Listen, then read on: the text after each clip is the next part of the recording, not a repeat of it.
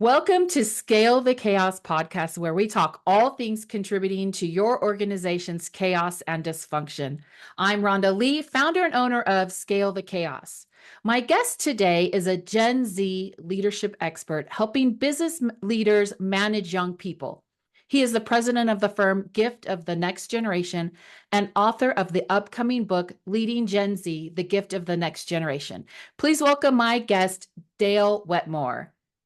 Thank you, Rhonda. Glad to be here. Thank you for joining us. So this is a really interesting subject and a very needed subject, since every one of us at some point or another is going to eventually age out of the workforce and will be left with Gen Z workers and younger. So tell us briefly about your journey into becoming an expert on Gen Z employees. My journey to becoming a Gen Z expert started when I was in leadership roles in the IT community. So I worked at Microsoft, Amazon Web Services, and a number of startups. And we had one startup based in Silicon Valley and had real trouble with some of the most brightest, brilliant graduates from Berkeley and Stanford who just frankly couldn't pull their weight because even though they were bright, they didn't know how to behave at work. And long story short, we were able to address that problem, the leadership. But I realized that this was something really fascinating. And with three young adult kids of my own, I said, oh, I want to get into this more deeply. So that's how it all got started. That's great. So let's talk about how exactly you define Gen Z and what major events have shaped this generation worldwide. Yeah, good question. Gen Z officially, right now in the workforce, they are 27 and younger. Okay. When you look at the data, a lot of the people who are 28, 29 are also having the same experience. My focus is age 33 and younger, and I call that the next generation. Okay. But really, Gen Z, next gen, it's interchangeable. The biggest thing that has affected them, I think, is the anxiety and the loneliness that social media has caused. These people, 27 and younger, who are working for you today or coming to work are the loneliest, the most anxious, and the saddest generation we've ever had in the workforce. And That's a major thing to deal with when you are a leader. The other yes. thing is they really do come from a considerably different culture than Mhm. what you probably grew up in as a Gen X or baby boomer or whatever. And so it's that cultural gap that leaders also have to look at. Yeah, and that's actually the age gap of my own children. My oldest is 27 and my youngest is senior in high school. It's definitely something I've even noticed as a mother, and I've been concerned knowing the climate of the work environment and knowing and seeing the typical characteristics of the generation. So your company is called Gift of the Next Generation. So let's talk about why you call it that. Great question, Rhonda. Really, it's a good story if you are a leader and you really get to know this next generation. Although they do have their depression and their different Mhm. culture, they're also distinctly gifted and different than some of the people that have come before them. So my view is, yeah, they're hard to manage, but if you can learn to lead them, you can actually tap into gifts you're not going to get anywhere else. Yeah, because they definitely have the advantage of the technology. I'm in this middle ground of I remember a time without technology and I have lived in a time of heavy technology. But Yeah. this generation is definitely they don't know life without technology, and that definitely has its advantages and disadvantages, right? Okay, let's address the elephant in the room. Okay. So, what are the problems that we are seeing with Gen Z work? And I guess I don't want to classify them as problems. Really, they're differences, right? They're differences from the other, I won't even say older, the other generation. And why are these challenges or differences a disruption to the workforce? The challenges of Gen Z disrupt the workforce because they bring to you problems you're not used to having, and you Hmm. have to deal with them. There are four main differences.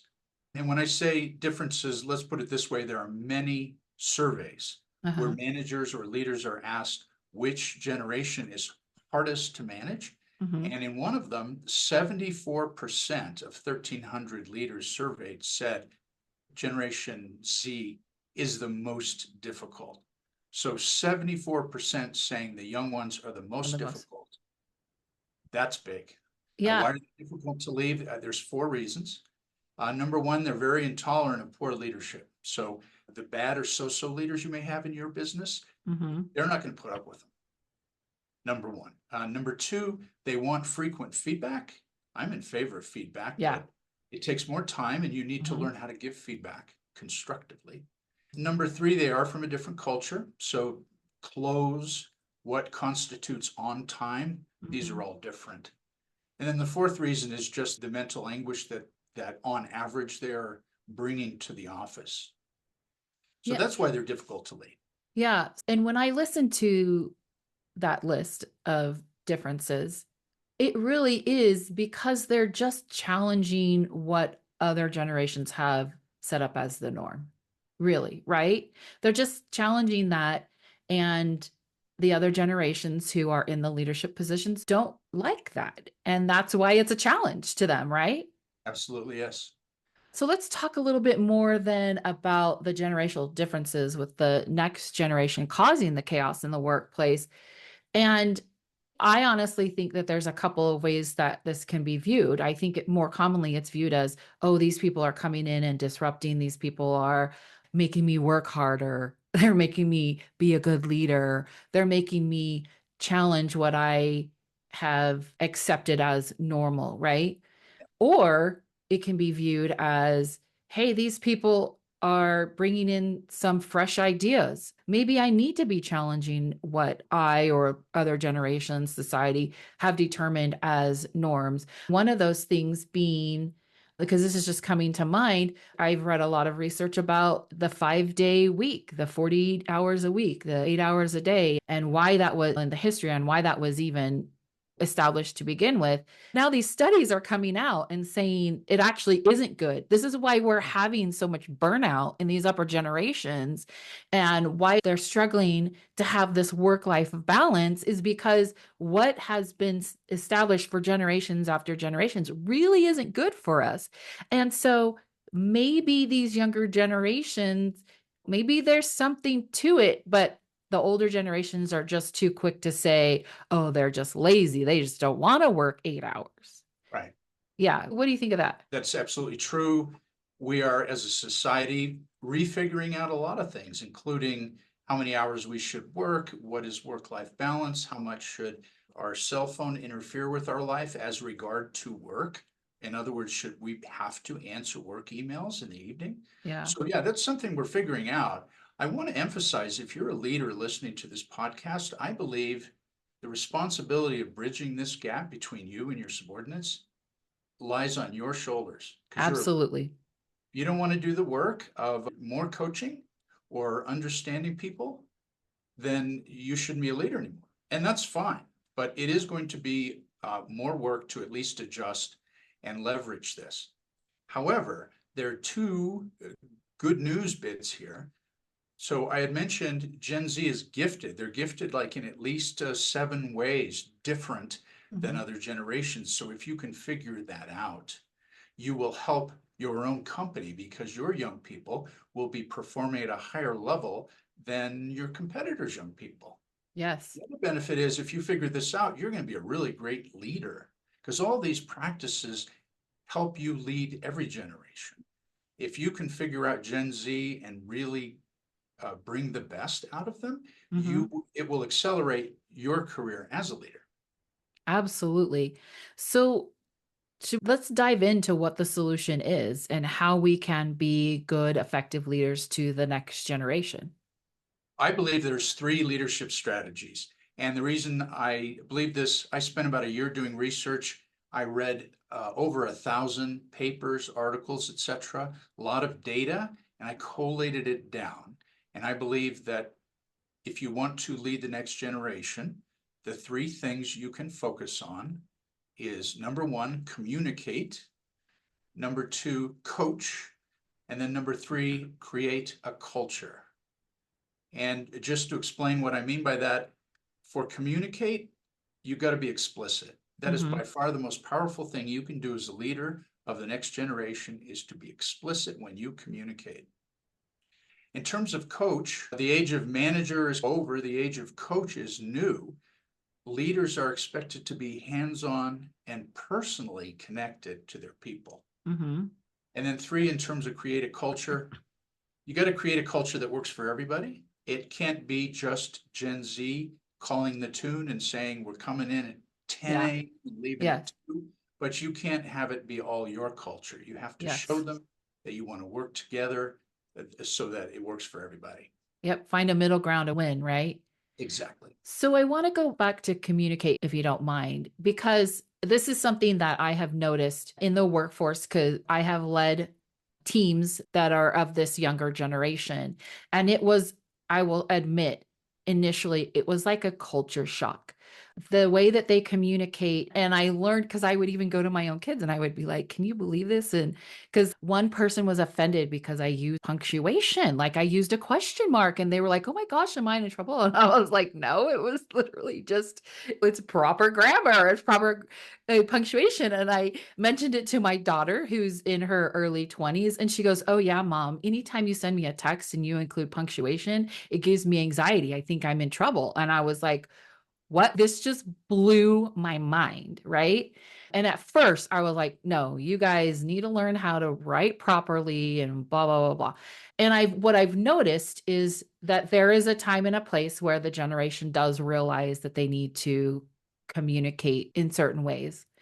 But I've also noticed when interpersonal communication is far more relaxed and more casual, they don't even spell out the words completely half the time either. And there have been a couple of times where I've even gone back and said, okay, you didn't put any punctuation, and without punctuation, this could have 5 different meanings. Yeah, yeah, yeah. And so you ask for clarification. And I even had one at one point, I was told that I needed to use more emojis in my communication with coworkers in the office. And I was like, what? More emojis? And really, it comes down to what am I trying to accomplish? Am I trying to actually create collaboration, or am I trying to insist that they communicate with me the way that I want to communicate? Mhm. Right. So, what else are you seeing about the communication? Because I know you said be explicit. Is there anything else about the communication other than just being explicit? There's a lot of context around that, but it is explicit is the guiding principle. For example, you talk about how shall I communicate with my team? That's a great thing about teams is that you can talk to them and say, all right, we can talk in person, we can talk on the phone in a phone call, we can meet in person, we can text each other, we can use Slack, we can use email. There are advantages and disadvantages to each, so let's talk about it. And you can talk about it. Yeah. My view is if you happen to be in the office and you as a manager have time, it is far better to meet in person because there's so much more data that is Hmm. exchanged meeting in person. Oh, yeah. But I have to say that studies have shown that this next generation doesn't read facial cues as Yes. well as the earlier generations. The more time you spend with your face in the phone, the less Hmm. exposure you have to micro expressions on the face of the person you're talking to. That's why you have to be explicit. Somebody could come in and say, hey, boss, do you mind if I do XYZ? If you roll your eyes and look at the ceiling and say, okay, that might be lost on them. They might just hear the okay. Yeah. I've got a story about a first year at a Fortune 500 company, went to a prestigious school, got a prestigious role in the company working as an internal consultant. And he was put on an internal team to look at this particular situation. After about 9 months, he was getting frustrated. He said, look, I'm spending lots of hours in a Hmm. conference room doing nothing but PowerPoints and Excel spreadsheets. Could I please go to the big meeting that we have once a month with the senior VP in the company that we're doing the work for? Uh-huh. And his boss said, I don't know. We don't normally let first years go to those big meetings. He said, you know so much about this particular situation that, yeah, you can come to the meeting. So the next big meeting they had, this first year went to the meeting with big senior vice president. And after the meeting was over, the first year said, how'd I do? And his manager said, terrible, you talked. And that is a cute story because it was my son who was the first year. And he came to me going, am I going to get fired? I didn't know I wasn't supposed to talk. And this is an example of being explicit. So his Yeah. manager should have said, don't talk. Yeah. He also could have said, what expectations do you have for me? That's another way of Yep. being explicit, where Yep. the younger generation can take the reins if their managers aren't good communicators. That's just an example of how tricky it can be to communicate across cultures. Yeah. And I can even say maybe the first year or the younger generation repeating back, okay, the expectations as I understand it is if their leader isn't being explicit, because I personally, I have worked with a lot of leaders that leave you guessing or think you should be reading their mind because they've decided it how it should be done. And to them, that's the only way to do it. And it should be obvious to everybody else. That's still really common. And I think most generations struggle with that. But when they don't have that life experience, the communication, the being able to read the facial expressions and the body language, right? It makes it that much harder. It does. Rhonda, you said it's common. A Gallup poll 2 years ago found that 40% of all workers don't know Mhm. what's expected of them. How much more of the younger generation don't know what's expected of them when they haven't been in the workforce, they don't understand the company culture, etc. Yeah. Right? So yeah, you as a manager need to be involved in setting goals, Yes. giving feedback, coaching them on how to reach the goals. Feedback is a really crucial thing you can do, which we can talk Yeah. about the method of giving feedback. And then there's one particular process that's more powerful than anything with communication, and we can talk about that too. Yeah. What piques your interest?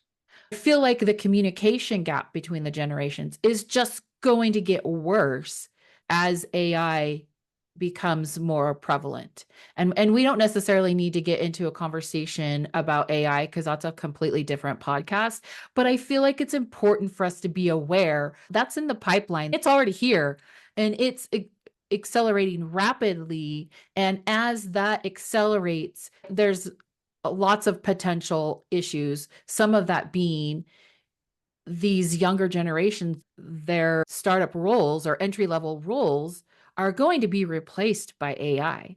They're going to have a harder time getting that experience to get into the workforce. But we Mhm. don't have to talk about that necessarily because maybe you're not prepared. But I feel like it's just something we need to be aware of and be prepared for as well. The gap is going to get wider the more AI is infused into our culture. Interesting. I'm not an expert, of course. I've thoughts on that. Last 12 years in technology, I worked on the precursors to AI. So they Yeah. were called machine learning and so forth. I'm hopeful that AI will make jobs better, Mhm. the same way that most technology makes jobs better. Okay. But regardless, if we Yeah. don't learn to communicate, we will fail as leaders. Our companies will fail. Our careers will fail. Yes. So I think it's just absolutely crucial. We need to learn how to lead. Yes, absolutely. So let's talk about those strategies because I think you mentioned them a few seconds ago. Yeah. You're talking about the three strategies, or you want to talk about feedback? The feedback strategies, I apologize. Thank you Yeah, no for asking for more explicit.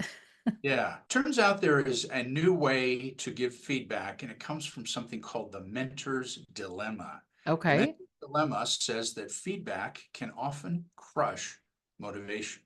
Yes. There's a number of ways to give feedback. I think one of them is to say, you did a bad job. We're all familiar with that. Yeah. A slightly more sophisticated method is the feedback sandwich, where you give praise and Mhm. then you say, okay, now you did this thing wrong. And then you praise again at the end. Oh, yeah. And by the Yeah. way, I love how you do X. Yeah. And the data says that doesn't work because with all that, praise is considered insincere. And there's something called the recency effect, where it's the last thing you said is really what I remember. So Adam Grant came up with a way, and I paraphrase it because I think he has 7 steps and I have 3. So Mhm. my 3 steps on new way to give feedback is called ask, explain, dialogue. Ask, are you open to some feedback? Now they know you're the manager and they're going to Yeah. get feedback, but when you ask and they say yes, studies show they're less defensive Yeah. because Take ownership. Yes, I'm ready for feedback. I'm taking ownership. Lay it Mm-hmm. on. Number two, explain you're invested in their success. Mm-hmm. So I have high expectations and I think you can reach them. Mm-hmm. That's being invested in their success. Studies show that increases openness to feedback by 40%. And I remember a football coach, he was a very explicit criticizer, but he would do the same thing. He says, I know you can do this. I Uh-huh. have faith in you. That's huge. And then the last thing is dialogue, not monologue. So a dialogue is, this is how I experienced it. Mm-hmm. Susan, you Yes. sat in the meeting, you wouldn't look at anyone, your nose was in your phone, and you weren't engaged. That's how I Yeah. experienced it. How did you experience it? Was that your intent? Is much more less likely to pull up defensiveness and all those Yes. other problems. And then when you see their point of view and they see yours, you can decide together what to do Yeah. about it. And they feel heard too, right? They want their perspective taken into consideration. Nobody wants to be in a situation where the only perspective that matters is that of everybody else, right? Their Absolutely. leader, everybody else in the meeting, especially if this is maybe somebody who doesn't typically behave in that manner. I have found as a leader that generally speaking, they probably have something going on and I am just not aware because I'm just their boss. I'm not in their life. And also, that's usually one of the easiest things to fix because it's not typical. They just have something going on. And so chances are in the next meeting or whatever, they won't have the same thing going on. But I love that asking about the experience. This was my experience. What was yours? It really does put down those defenses. Right, that's the idea, yes. Yeah. Yeah, and they're unusually defensive, I'm sorry to say, but that studies show that too, is that when Gen Z hears feedback, what they mostly hear is, or they think, Yeah. does this person who has power over my life think I'm incompetent? Yeah. Or a bad person or whatever. Absolutely, yes. Yeah. So I hate the sandwich because we've all had the sandwich used on us, all of us, because none of us are perfect. And it drives me crazy, especially if this is somebody who's not typical at giving praise. Because I hear praise and I'm like, oh, you're only telling me that so you can give me bad news or give me bad feedback. It drives me crazy. It's so insincere. So it's something that I have tried to not do, but I always try to get their perspective, ask them maybe what I don't necessarily ask what was your experience in the same way that you do, but maybe what was the intention? But I like the way that you phrase it because I have had to be careful when I say that. What was your intention? Because it can come across as interrogation or in a negative way to cause defense. So I appreciate this was my experience. What was yours? That Right. definitely softens it a Oh, lot. good, yeah. I think the intention thing is more deliberate. Yeah, that's true. Yeah, Yeah, I I had like this that. once with a subordinate. We had the discussion, your nose was in the phone the whole meeting, you're disengaged. Hmm. What was your experience? And it all boiled down to, I think when people are looking at their phone when you're talking to them, that Uh-huh. is rude. And Yes. this person did not think that was rude. And it's that simple. The generational difference. Yeah. Absolutely. Create a culture. We're either going to agree that looking at your phone when talking to someone is rude or it isn't, but we're going to together decide on that and then decide not to be offended. So Yeah. yeah, it's absolutely this feedback gets into a meaningful conversation, which is super helpful. Yeah. And that's interesting to people like you and I of other generations. I'm not going to say older. I'm going to say of other generations. We were conditioned to believe is that it was rude. And this generation has been conditioned to believe that it is not. It can be as simple as that. Right. Right. Oh Yeah. yeah. Okay, thank you so much. This has been a lot of fun, Dale. This is, like I said, this is a super important topic. We need to be discussing it. So, listeners, make sure you check out Dale's website at www.giftofnextgen.com and follow him on his LinkedIn. There's a link to his LinkedIn can be found below in the podcast description as well as on his website. And also be sure to watch out for his upcoming book called Leading Gen Z, the gift of the next generation. For more information on how you can scale the chaos in your organization, you can head on over to my website, www.scalethechaos.com. You can also find our podcast on scalethechaos.com/podcast. I'm Rhonda Lea, and we will chat more next time. Thank you.